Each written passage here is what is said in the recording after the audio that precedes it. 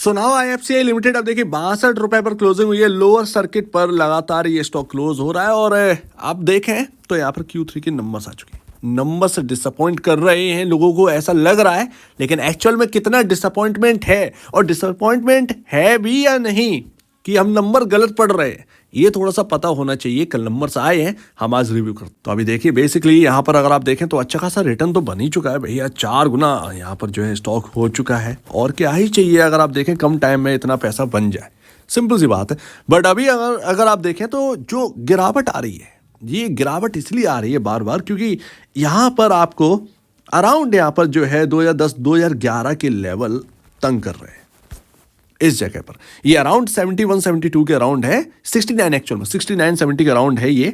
और इसको पार करना आसान नहीं, मैं ऑलरेडी आपसे कह चुका था कि ये आसान नहीं होगा इनको पार करना। बहुत कुछ चाहिए इनके लिए, अर्निंग्स चाहिए है, सब कुछ ठीक चाहिए यार, माहौल भी ठीक चाहिए, वो सब अपने को नहीं मिल रहा है। ऑलरेडी पीएसयूज जो है वो हायर साइड जा चुके, तो कहीं ना कहीं एक गिरावट तो बननी है, वो यहाँ पर बनेगी। लेकिन अगर ये इसके ऊपर चलने लगे तो क्या होगा, तो यहाँ पर जो है 80 रुपए तक के यहाँ पर जो है आपके सामने लेवल्स आ चुके हैं। और अगर 80 के ऊपर सेटल होने लगा तो फिर यहाँ पर जो है 100 120 के लेवल्स जो है वो आपके सामने यानी कि ऑल टाइम हाई की तरह हम चल देंगे। इन बातों को ध्यान रखिएगा, कहाँ तक गिर सकता है, ऑलमोस्ट 4950 तक यहाँ पर जो है गिरावट हो सकती है इस स्टॉक के अंदर अगर यहाँ पर होनी हुई तो अभी मैं ऑलरेडी आपसे कह रहा हूँ कि मत खरीदो हायर साइड, बिकॉज आरएसआई बहुत हाई। आपका आरएसआई क्या इंडिकेट करता है, ठीक है, आरएसआई यहाँ पर दिखाता है कि बाइंग इंटरेस्ट कितना है, तो वो बाइंग इंटरेस्ट कहीं ना कहीं तो रुकेगा ना जाकर। आरएसआई का मतलब ये थोड़ी होता कि बस 92 पर पहुंच गए और बस गिर गया। ये बाइंग इंटरेस्ट दिखाता है कितना ह्यूज बाइंग हो रही थी। जब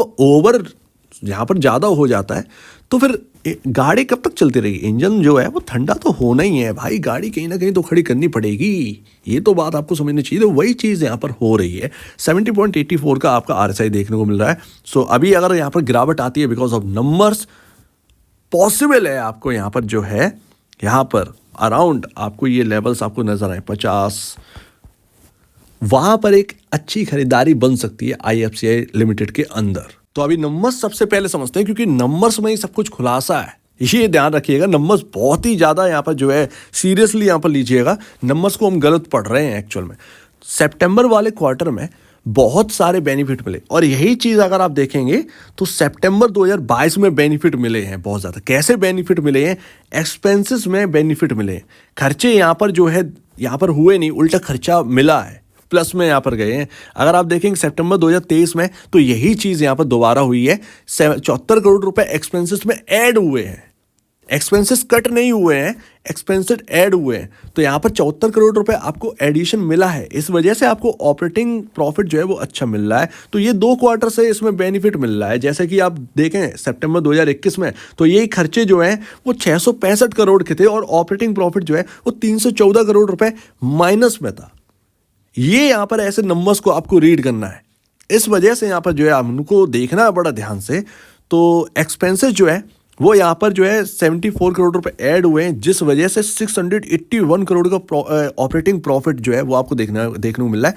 प्रॉफिट बिफोर टैक्स और बाकी यहाँ पर जो है डेप्रिसिएशन वगैरह वगैरह, इनसे पहले आपको जो है 681 करोड़ रुपए देखने को मिल रहा है। तो अच्छी बात है, इसीलिए तो हमें Q2 के नंबर देखने को मिले बहुत ही तंगड़े।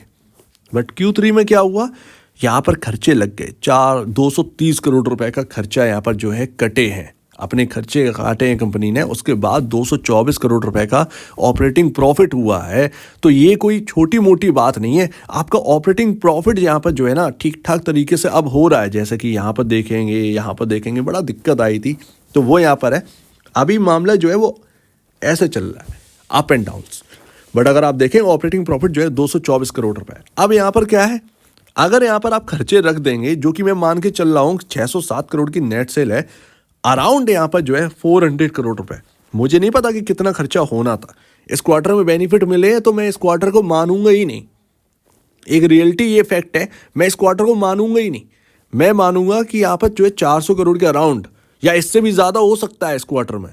जो भी होना था मुझे नहीं पता, होना चाहिए था, बट 400 करोड़ का अगर मैं एक एक्सपेंस लेके चलता हूँ तब भी यहाँ पर जो है ऑपरेटिंग प्रॉफिट मुझे कितना मिलता, 207 करोड़ रुपए। अगर यहाँ पर ऑपरेटिंग प्रॉफिट 207 करोड़ रुपए निकल के आता तो यहाँ पर मुझे क्वार्टर दर क्वार्टर कितने अच्छे नंबर दिख रहे हैं। ठीक है ना, यानी कि बढ़ोतरी होते हुए दिख रही है, IFCI लिमिटेड के अंदर बढ़ोतरी होते हुए दिख रही है, ये मुझे यहाँ पर दिखता है, बट वो यहाँ पर नहीं दिख रहा। तो इसी वजह से सितंबर के क्वार्टर को आप ज़्यादा ना माने, ज़्यादा बेहतर है।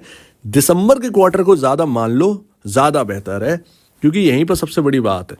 यहाँ पर देखो, अब पता नहीं एक्सपेंस ही इनके पता नहीं अजीब तरीके के हैं, कभी ज़्यादा बैठते हैं, कभी कम बैठ जाता है, कभी ज़्यादा कभी माइनस, ये समझ में नहीं आता। IFCI लिमिटेड के अंदर एक ठीक तरीके से सारा मामला जो है वो चल नहीं रहा है, और वैसे भी दिक्कत तो आई गई थी, तो उसकी वजह से यहाँ पर जो है, तो यहाँ पर 300 करोड़ का ऑपरेटिंग प्रॉफिट था, अब जो है वो है।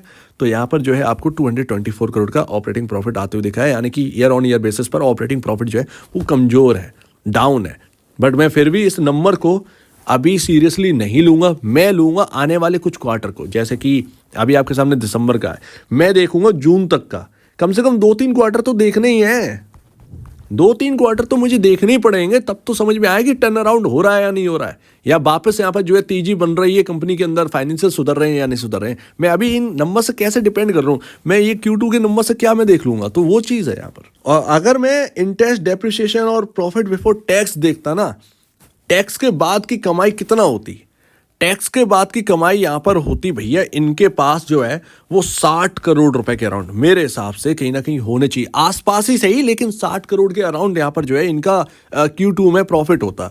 और अभी यहाँ पर जो है आपका जो है Q3 में क्या निकल के आया है, 39 करोड़ का प्रॉफिट निकल के आया। तो ये चीज़ है, तो बेनिफिट पता नहीं कैसे दे रहे हैं, अलग तरीके से यहाँ पर काम चल रहा है, तो उसकी वजह से। लेकिन मैं कहूँगा अगर आपने यहाँ पर जो है ले रखा है, तो आप कुछ क्वार्टर देखिए, डिसअपॉइंटमेंट भले ही यहाँ पर जो है नंबर्स के हिसाब से डिसअपॉइंटमेंट कर जाए स्टॉक, लेकिन कुछ क्वार्टर और देखो, तब जाकर यहाँ पर ज़्यादा समझ में आएगा। अभी हाल फिलहाल में इस चीज़ को पैनिक में मत ले लीजिएगा, अदरवाइज आप यहाँ पर जो है निकल जाएंगे इस चीज़ से, ये ज़्यादा बेहतर। हालांकि हायर साइड जो है वो थोड़ा सा खरीदने से बचें IFCI के अंदर, ये बहुत ही इंपॉर्टेंट है, ये बहुत ही इंपॉर्टेंट है। एटलीस्ट यहाँ पर जो है जिस तरीके से यहाँ पर फाइनेंशियल बिगड़े हुए थे, कम से कम यहाँ पर जो है आपका एटलीस्ट यहाँ पर प्रॉफिट तो है, ये एक अच्छी बात है। तो यहाँ पर Q2 को ज़्यादा तवज्जो मत दीजिए। और अभी IFCI लिमिटेड के अंदर म्यूचुअल फंड की अगर आप होल्डिंग देखोगे तो जनवरी में कुछ ऐसा नज़ारा है। देखिए म्यूचुअल फंड्स ने क्या भर कर पैसा बनाया है, बहुत ही तगड़ा पैसा, 4.85 करोड़ की वैल्यू पहुंच गई है मोतीलाल की। मोतीलाल ने इस महीने बढ़ाए भी हैं, 13% अपने शेयर्स बढ़ाए हैं। ग्रो अभी थोड़ा सा शुरुआती दौर है, ग्रो के पास फंड कम है, तो इसीलिए 19.44% अपने शेयर्स बढ़ाए हैं। बट IFCI लिमिटेड, ध्यान रखना है कि ये वो कंपनी है जो बाकी PSUs को संभालती है, और अगर PSU पर जोर रहा तो कहीं ना कहीं IFCI लिमिटेड की भी हालत जो है वो सही होते हुए दिखेगी। तो शायद आपको शॉर्ट टर्म में अगर परेशान कर दे तो कोई बड़ी बात नहीं है, बट कुछ क्वार्टर देखने पड़ेंगे, तभी आप यहाँ पर एक सही डिसीजन ले पाएंगे। शॉर्ट टर्म में भले ही यहाँ पर जो है कमजोरी दिखाई दे जाए स्टॉक के अंदर, बट अगर यहाँ पर जो है कुछ क्वार्टर और अच्छे बीत गए तो आप समझिएगा कि कहीं ना कहीं एक लॉन्ग टर्म पिक जो है वो IFCI लिमिटेड बनकर दिखा सकता है। तो ऐसे में मार्केट कैसे लेगा मुझे नहीं पता, सीरियसली ये कैसे हम डिसाइड कर सकते हैं कि मार्केट जो है वो इस नंबर्स को किस हिसाब से लेने वाला है। ये यहाँ पर जो है ना थोड़ी सी आपको बात अच्छी नहीं लगेगी, बट ये रियलिटी है। आप कैसे कह सकते हैं PSUs के अंदर इतनी तेजी हो गई, ये स्टॉक के अंदर ज़रूरत से ज़्यादा तेजी हुई है। असलियत तो ये है, ज़रूरत से ज़्यादा तेजी हुई है। फाइनेंशियल वीक है आप कह सकते हैं, बट तेजी देखिए 4-5 गुना हो गया है, तो वो चीज़ है। लेकिन हाँ एक बात और कि यहाँ पर इनके असेट भी तो हैं, लेकिन फाइनेंशियल भी उधर ही इतने घेरे हुए हैं, और एक PSU है, तो कहीं ना कहीं एक होप बिल्डअप हुआ था कि आगे चलकर ये ठीक होगा। तो जो भी IFCI लिमिटेड पर नज़र रखते हैं, अगर आपका पैसा बन रहा है, एक अच्छी राय उधर ही बनी थी कि आप हायर साइड थोड़ा सा बुक कर लीजिए, ज़्यादा बेहतर है। आप बताइए लोअर सर्किट लग रहे हैं, कहाँ पर निकलेगा निवेशक, ये सबसे दिक्कत बड़ी बात आ जाती है। तो वो एक प्रॉब्लम है, बट ठीक है, बाई का सोचना चाहिए जब हमें पता है कि टर्न अराउंड हो सकता है। तो एक होप, एक प्रोसेस भी चलता है मार्केट के अंदर, तो ये एक होप बेस्ड स्टॉक है कुछ भी अच्छा नहीं है, लेकिन होप बेस्ड स्टॉक है।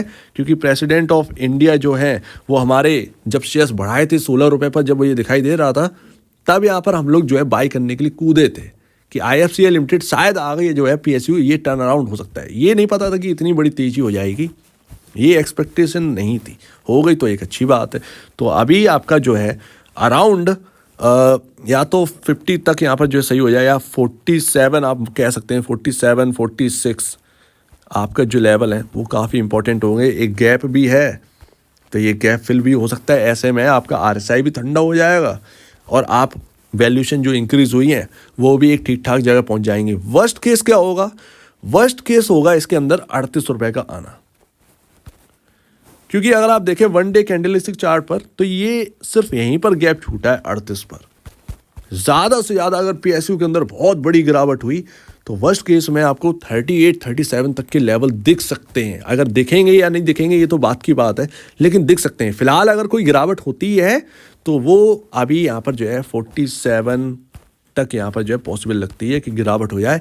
ऐसे में नई खरीदारी अगर करनी है तो उधर देखिएगा, ज़्यादा बेहतर है 47 के अराउंड।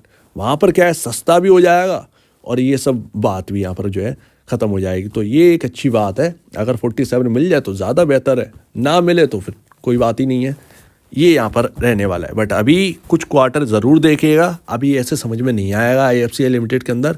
पैनिक मत करो, ज़्यादा बेहतर है। अगर ले रखा है होप बेस्ड ट्रेड तो एटलीस्ट आपको देखना चाहिए, और अगर बड़ा प्रॉफिट हो रहा है तो आपकी गलती है, कुछ तो बुक कर लेना चाहिए था। होप बेस्ड ट्रेड में अगर पैसा बन रहा है तो वो बुक करना चाहिए। मूल रकम तो एटलीस्ट वसूल कर लो, प्रॉफिट की छोड़ देना चाहिए था शेयर्स। ये एक रणनीति अपनानी थी। तो ये रहा IFCI के ऊपर कुछ थोड़ा सा समझने वाली बात जो कि आपको समझना चाहिए। सो उम्मीद है काफ़ी कुछ आपको समझ में आया होगा। एक बार आपके जो ब्रोकर हैं या एडवाइजर हैं उनसे सलाह ले लीजिए निवेश से पहले या बेचने से पहले भी, या आपके सामने ये सारे पॉइंट्स हैं, इन पर गौर करिए, आप खुद ही समझ जाएंगे आपको करना क्या है। तो आप क्या कहना है इसके ऊपर कमेंट सेक्शन के, और आप वीडियो देखने के लिए बहुत धन्यवाद दोस्तों।